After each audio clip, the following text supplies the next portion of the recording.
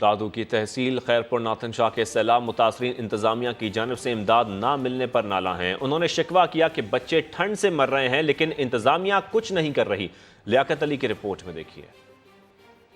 دادو کی تحصیل خیرپور ناتھن شاہ میں سیلاب کے بعد متاثرین کی مشکلات کم نہ ہو سکی۔ سیلاب زدگان امداد نہ ملنے پر انتظامیہ کی کارکردگی سے شدید مایوس نظر آتے ہیں۔ غریب کے بچے سردی میں اسی کا بہت برا حال ہوا ہے۔ کاش نہیں ہوگی گزارا 10 لاکھ کا نقصان ہوا ہے ہمارا۔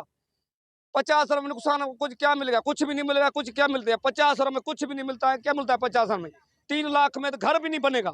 سیلاب متاثرین نے شکوہ کیا کہ ڈپٹی کمشنر دادو NGOs کو خیرپور ناتھن شاہ میں کام کرنے کی اجازت نہیں دے رہے۔ کچھ بھی نہیں ملا ہے، ہمارا تو پانی بہت ہے، ہمارا تو ابھی تک بھی نہیں اترا ہے۔ ہمارے یہاں ساریوں کا فصل بھی تھا، چاولوں کے بھی، ابھی تک یہاں پر کوئی بھی نہیں آیا۔ ہم اس کو کیا کریں؟ دم سے پانی آیا تھا نا، اس سیلاب سے کیسے ہے۔